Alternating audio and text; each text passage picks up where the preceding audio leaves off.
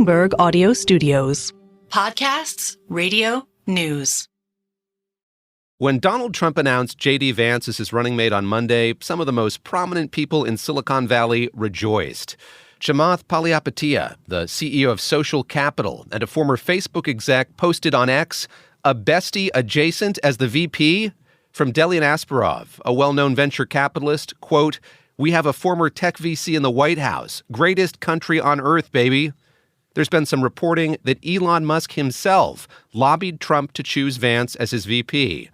And just a few hours later, news broke of Musk's commitment to donating $45 million a month to a Trump super-PAC led by Silicon Valley alums. The next day, Musk tweeted, "As a reminder, Doug Leone of Sequoia Capital publicly voiced his support for Trump 6 weeks ago. Silicon Valley has shifted." It's an eye-popping series of developments for anyone who remembers when Elon Musk made his Iron Man cameo and was seen as the manifestation of Obama-era hopes that Silicon Valley innovation could make climate goals a reality. Good idea for an electric jet. You do? Yeah. Then we'll make it work. Today, Musk and many of his former PayPal co-founders and other longtime tech leaders have lined up behind Trump. One of them, David Sachs, was even a keynote speaker at the Republican National Convention this week. My friends, we need President Donald J. Trump back in the White House. So how did we get here? What does this sudden infusion of Silicon Valley capital to the Trump campaign mean for the 2024 election? And what might the storied crew of savvy investors expect in return if Trump gets a second term? This is The Big Take from Bloomberg News. I'm David Gura.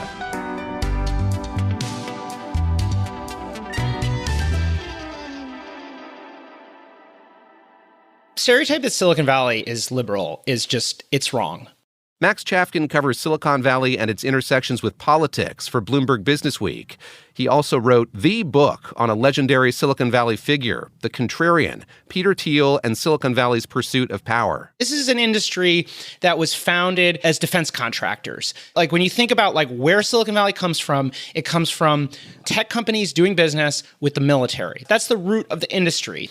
I think what has changed is that Silicon Valley historically was pretty libertarian. You know, low taxes, limited government intervention, immigration, because the industry has been and will probably continue to be dependent on immigrant labor to some extent, and many founders come from different countries. These are all kind of like basic libertarian values that both parties, Democrat and Republican, have competed for over the years. Yeah, Max, I remember in 2008, 2009, there was, I think, a warm relationship between Silicon Valley and a Democratic president, Barack Obama. He even jokingly said he might think of moving to Silicon Valley and becoming a VC as a logical next career step for him when he left the White House. Just remind us what those days were like and sort of what the political terrain looked like in Silicon Valley then. So venture capitalists, their thing is like, it is not a data business, even though they've invested in a lot of like data-driven companies. It's a vibes business. It's like getting a feeling and making a gut decision. And they saw a vibe shift in 2008. They saw the way that Barack Obama was able to marshal these giant crowds and generate a lot of youthful enthusiasm. And also, Obama was pretty enthusiastic about Silicon Valley. He saw, the new economy and tech as a way to help the nation's economy grow, and he was very vocal about that. Obama was very supportive of Elon Musk, gave this big loan to Tesla that helped save it in the wake of the economic crisis, very big on electric cars, very big on alternative energy, and Elon Musk, being essentially the savvy operator that he is, embraced that part of his identity and his company's identity. He really framed Tesla during those years as an environmentalist project. During the 2016 election, many of these tech leaders did not endorse Trump. In fact, about 140 industry executives published an open letter denouncing him. One notable exception was Peter Thiel. Co-founder of PayPal, co-founder of Palantir, and more importantly, a really big deal venture capitalist. His main firm is called Founders Fund. He's also invested in many other venture capital firms. And really what's most important about Peter Thiel is that he has this network of kind of like-minded technologists, many of whom are very wealthy, many of whom are very powerful. It's called the PayPal Mafia. It's a name that's kind of shrouded in some mystery here, Max. PayPal Mafia. What is it and who's in it? It refers to the early employees and founders of PayPal who, got together in the late 90s, took PayPal public, sold it to eBay, got very rich, and then used that money essentially to make other investments. And so it's a group that includes Elon Musk, who was effectively a co-founder of PayPal, Max Chafkin, who runs a company called Affirm, David Sachs, who was at the Republican convention, has become a major donor, Reid Hoffman, founder of LinkedIn, who's a big Democratic donor, founders of YouTube, Yelp, it goes on and on. Many of them have stayed in touch. They invest in each other's companies. They help one another. It's not just a business network, it's a political network, in addition to helping one another's companies advancing a vision of politics as well. During the 2016 campaign, Peter Thiel made waves by endorsing Donald Trump. First of all, it was shocking because very few business people, not just Silicon Valley people, were enthusiastic about Trump, but also because Trump's whole thing seemed 180 degrees from the stereotype of Silicon Valley, even the stereotype of Silicon Valley conservatism. We're talking about a proud Luddite, a guy who doesn't use email. We're talking about a guy who wants to have extreme crackdown on immigration. And Peter Thiel, like many very successful people in Silicon Valley, is an immigrant. It just goes on and on, right? He seemed like the very opposite of everything that somebody like Peter Thiel stood for.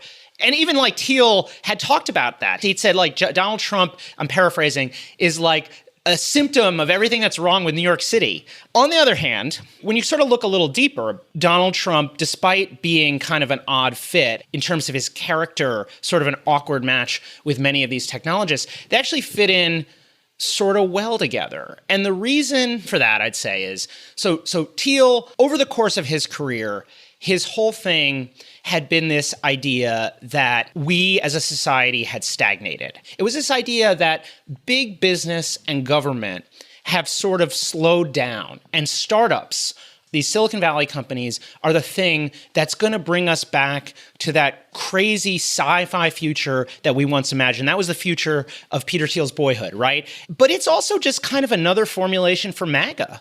It's a backward-looking idea. It's an idea of nostalgia. It is, in a weird way, kind of like a Silicon Valley version of what Donald Trump was saying. Donald Trump was saying we need to get back to the future. We need to make America great again. You could hear that sentiment during Thiel's speech at the 2016 Republican National Convention. When Donald Trump asked us to make America great again, he's not suggesting a return to the past. He's running to lead us back to that bright future. October 2016, a critical moment for the Trump campaign. The Access Hollywood tape just released. At that time, every Republican was sort of running away from him. And that's when Peter Thiel chose to donate to Donald Trump. He gave $1 million to a Donald Trump political action committee. And he gave this speech where he kind of explained himself. And the explanation was I don't agree with what Donald Trump said. I'm offended by them, but he's the guy. And Thiel had this very memorable line, you shouldn't take Trump literally, you should take him seriously. Implication being he may be a little different from what you and I want, but he's the guy we need. And that became the kind of default Thiel position. And I'd say a position that was sort of adopted by many in the corporate world after Trump got elected and they had to work with him. Trump is elected, and there's this meeting that takes place at Trump Tower in Manhattan. All these tech executives come. Just set the scene for us. What do they talk about at that meeting, and what does it say to you about the relationship that Donald Trump had with big tech? So Thiel, after the election, was named a prominent position on the Transition Committee. December 14th, 2016, there's this meeting on the 25th floor of Trump Tower, just to set the stage. Glass all around, just big boardroom table, and you have basically a who's who of Silicon Valley, seated with Trump in the middle. You got Trump, Mike Pence is on his right side, Peter Thiel's on his left side, and then going around, it's all the biggies. Elon Musk, the CEO of SpaceX and Tesla. Eric Schmidt, Alphabet, Google. I'm Safra Katz. I'm CEO of Oracle. Tim Cook. On the other side of the table, Larry Page, Jeff Bezos, Eric Trump, Don Jr. So it's like Silicon Valley has made it to the inner sanctum. Once the cameras are gone, they just snapped into business mode. They were lobbying. They got right down to business. And that's essentially the story of the first Trump presidency. Trump didn't follow through with many of these incredibly aggressive proposals. There was a trade war with China, but Apple won a lot of exemptions. Trump talked ad nauseum about how terrible Facebook was and how social media, you need to crack down on social media. But there were all these events at the White House with various far-right bloggers and so on, but nothing actually happened. The stocks of these companies did very well. Trump essentially left these guys alone. So by the end of Trump's first term, he had a pretty favorable relationship with big tech. But then came January 6th. Trump was kicked off Twitter and Facebook, and everything changed. That's coming up.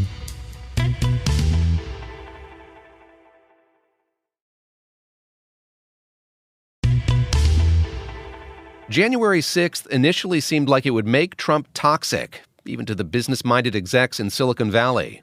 But as Bloomberg Businessweek reporter Max Chafkin says, Silicon Valley is more often about vibes. And soon, the vibes were back in Trump's favor. And so what happened is, I think first the Republican Party sort of figured out that Donald Trump was still very popular and that voters were going to be willing to look past January 6th. Thiel also he never totally distanced himself from Trump, but he sort of went quiet after the 2020 election. And he started getting active again during the midterm. And these MAGA Republicans did not necessarily have a great general election. Some of them lost. But it was clear that the Republican Party was Donald Trump's party. And I think from the midterm to today, the sort of comfort with Trump has grown. If you look at the list of people who are supporting Donald Trump this time around from Silicon Valley, is there a common thread of grievances that they have with this current administration, with President Biden? There's sort of two buckets of grievance with the Biden administration that you hear from Silicon Valley. One bucket is policy. Many of these guys are investors on this list. Many of these guys made enormous investments in various crypto companies, and Biden administration cracked down on crypto to some extent. There have been a bunch of criminal prosecutions of some really prominent crypto figures, and also lots and lots of civil actions. As many people in crypto see it, the Biden administration has essentially, gone to war against crypto. A second bucket, antitrust. Because of this kind of slightly more aggressive pose of the FTC, the M&A market has really cooled off because these big tech companies don't feel like they can do, big acquisitions as easily because there's always a risk of antitrust. And so that has really disrupted the business of many of these venture capitalists. And so the industry thinks that Biden has been too hard on them. And that's a policy thing, but there's sort of a related thing, which is character and manner and how Biden talks about the industry. He has not been as solicitous of these guys. There's a sense that they do not have a president who is accommodating them. Trump certainly represents a more accommodating president, but they also seem to think they'd have an accommodating vice president, somebody who could pick up the Republican Party mantle in a post-Trump world. I want to ask you about JD Vance, the junior senator from Ohio, now Donald Trump's running mate. What familiarity does he have with a lot of these people?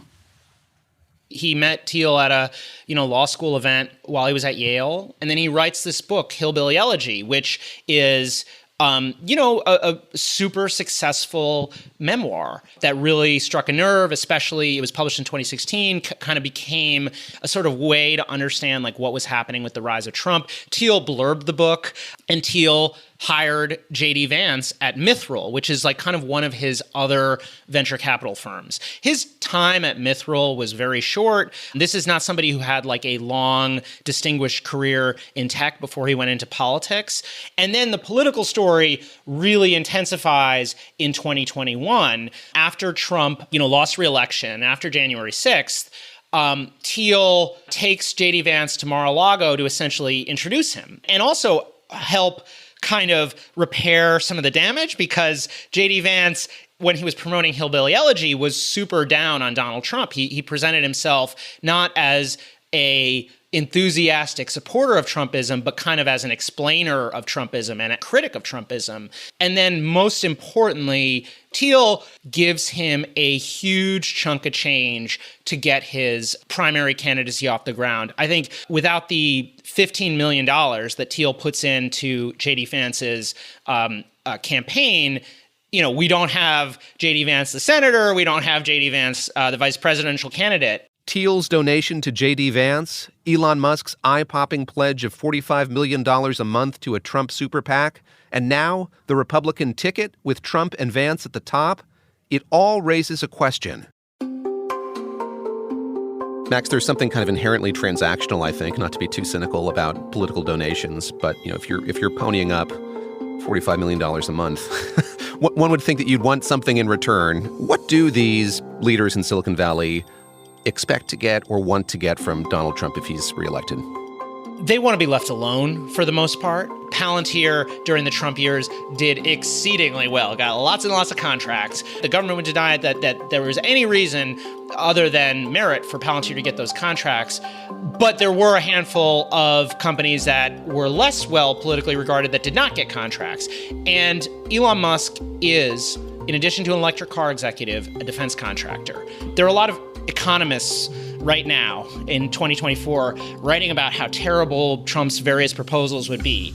We saw, earlier this week, the stock market dived because Trump made some comments to Bloomberg Businessweek, and it has implications for chip companies or whatever. But I think what a lot of these CEOs know, and the Trump supporters know, or at least think they know, is that Trump didn't follow through with many of these incredibly aggressive proposals. Trump essentially left these guys alone. When you look at who is supporting Trump this time, they see a president who is fairly hands-off on tech, and that's kind of like what they're hoping for again. They don't take the rhetoric literally, just as Thiel suggested.